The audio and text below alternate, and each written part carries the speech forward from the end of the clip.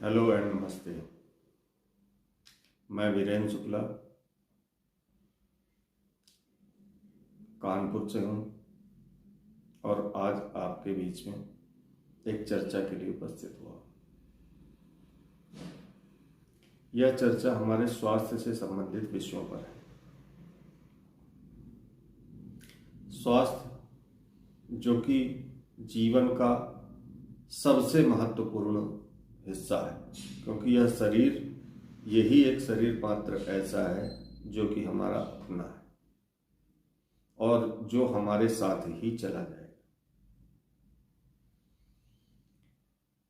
तो स्वास्थ्य के विषय में आप सभी जानकार तो हैं ही, ऐसा तो है नहीं कि आप अनभिज्ञ हैं स्वास्थ्य के विषय से, आप सभी जानकार हैं। परंतु कुछ चीज़ों में हम अनदेखा कर रहे हैं, उन चीज़ों को हमें गौर से देखना चाहिए। जैसे कि हम सभी अपने शरीर की बाहरी सुंदरता के लिए बहुत से उपाय करते हैं और बहुत सा पैसा खर्च करते हैं। ब्यूटी प्रोडक्ट्स, मेकअप प्रोडक्ट्स, तमाम तरीके के बॉडी लोशन, तमाम तरीके के इत्र, डिओड्रेंट्स जो कि हम यूज़ करते हैं और जिन पर हम अपनी कमाई का एक अच्छा खासा हिस्सा खर्च कर देते हैं। अपने शरीर के लिए अच्छे कपड़े, अच्छी महंगी से महंगी साबुनें, इन सब चीज़ों को हम खरीदने में कतई कंजूसी नहीं करते। कंजूसी हम कहाँ करते हैं? अपने शरीर की तरफ ध्यान देने में, जो कि एक बहुत ही आवश्यक चीज है जिसको कि हमें देखे रहना चाहिए।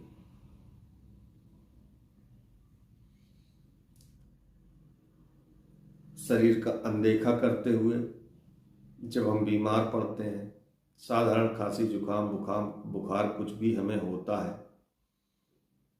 तो हम नॉर्मली जाकर के मेडिकल स्टोर से कुछ दवाएं जो हमें मालूम होती हैं उन्हें खरीद करके खा लेते हैं और फौरी तौर पे हमें आराम मिल जाता है। लेकिन कभी कभी लगातार उस मर्ज के आते रहने पर हमें डॉक्टर के पास जाना पड़ता है। जब हम डॉक्टर के पास जाते हैं, डॉक्टर हमें कई तरीके की जांचें लिख देता है।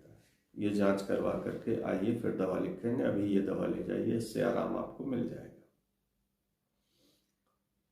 जब जांच लेकर के पहुंचते हैं तब वो देखता है कि कोई क्रॉनिक डिजीज तो हमें नहीं है। अगर कोई गंभीर मर्ज है वो उसका इलाज हमें बता देता है। हम ये नहीं समझ पाते कि ये मर्ज हमें हुआ क्यों है, या इस मर्ज के लक्षण हमें दिखे तो थे लेकिन शुरुआत में हमने उन्हें नजरअंदाज किया था। यही अनदेखापन हमारे शरीर के लिए कभी कभी बहुत घातक हो जाता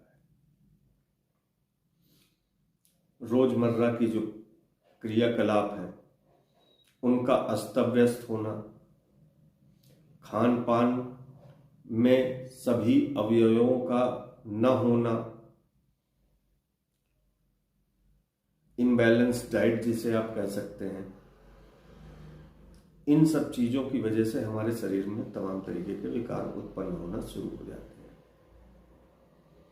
आज हम इसी विषय पर चर्चा करने के लिए आए हैं कि कैसे हम ये जानें कि अब हमारे शरीर को किस चीज की आवश्यकता है या किस चीज की कमी हमारे शरीर में आ गई है। अक्सर कर कई जगहों पर हमें डायबिटीज के लक्षण बताए जाते हैं। रैशेज आना, अधिक प्यास लगना, बहुमूत्रता, वजन कम होना, धुंधला दिखाई पड़ना, इस टाइप के तमाम चीजें डायबिटीज के विषय में हमें बताई जाती हैं, जिनके विषय में हम परिचित भी हैं अगर हमें डायबिटीज है तो। लेकिन अगर नहीं है तो उसको हम अनदेखा कर देते हैं, छोड़ो, इससे क्या लेना देना। जबकि हमें किसी भी मर्ज की जानकारी हमारा शरीर पहले से ही देता है। वो इशारा करता है, वो संदेश देता है, वो एक मैसेज देता है कि आप अब बीमार होने की स्थिति में हैं, लेकिन हम अनदेखा कर देते हैं और जब गंभीर रूप से बीमार पड़ जाते हैं तब हम डॉक्टर के पास जाते हैं। हमें अपने भोजन में अपने शरीर की आवश्यकताओं के अनुसार चीजों को सम्मिलित करना चाहिए। ये पहला कदम है शरीर को निरोग रखने के लिए, शरीर को फिट रखने के लिए। एलोपैथी में ऐसी कोई व्यवस्था नहीं है। यह व्यवस्था सिर्फ हमारे प्राचीन ग्रंथों में हमें मिलती है कि शरीर 3 प्रकार का होता है। शरीर में 3 विशेष अवयव होते हैं जिनसे कि अलग अलग मनुष्य का शरीर अलग अलग तरीके से रिस्पॉन्ड करता है। प्राचीन ग्रंथों में लिखा हुआ है कि शरीर के 3 प्रकार हैं, वात प्रधान, पित्त प्रधान और कफ प्रधान। जैसा हमारा शरीर है उसके अनुसार हमें भोजन लेना चाहिए। डॉक्टर तो बता देगा दूध में भी ताकत है, अंडे में भी ताकत है, मीट में भी ताकत है, लेकिन हमारा शरीर अगर उन चीजों को एक्सेप्ट करके पचा ही नहीं पा रहा है तो वो ताकत हमें मिलेगी कहां से? ताकत तो तभी मिलेगी जब हमारा शरीर उसके हिसाब उन सब चीजों को पचाने के लिए पूरी तरीके से फिट हो। हर चीज हर व्यक्ति को नहीं दी जा सकती। जो चीज एक व्यक्ति के लिए औषधि के समान है, दूसरे व्यक्ति के लिए वही चीज विष के समान है। तो अब हम यह जानना चाहेंगे कि हम पहचाने कैसे कि हमारा शरीर वात प्रधान है कि पित्त प्रधान है कि कफ प्रधान है। अक्सर कर आप सुनते होंगे कुछ लोगों को, वो कह रहे हैं कि हमें गैस बनती है। मुझे सांस लेने में तकलीफ होती है सर्दियों के सीजन में, मेरे गले में जलन हो रही। हर आदमी के गले में जलन नहीं हो रही थी, हर आदमी के पेट में गैस नहीं बन रही थी और हर आदमी को सांस लेने में तकलीफ नहीं हो रही थी। यहां से हम 3 प्रकार के शरीरों के विषय में समझ सकते हैं। जिस आदमी के गले में जलन हो रही थी उसका शरीर पित्त प्रधान है, अर्थात पित्त उसके शरीर में अधिक बन रहा है और उसे गर्म चीजें बर्दाश्त नहीं हैं। जिस व्यक्ति के शरीर में गैस की समस्या है वो वायु प्रधान शरीर है।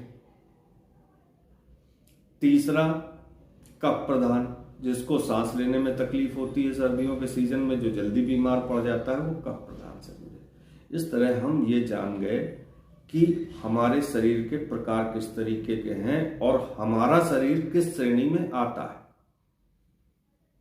वीडियो काफी लंबा हो चुका है, इसलिए हम अगले वीडियो में इस विषय में बात करेंगे कि 3 प्रकार के शरीरों में कौन से भोजन की आवश्यकता किसको अधिक है। तो इसी के साथ मैं अपनी वाणी को विराम देता हूं। धन्यवाद।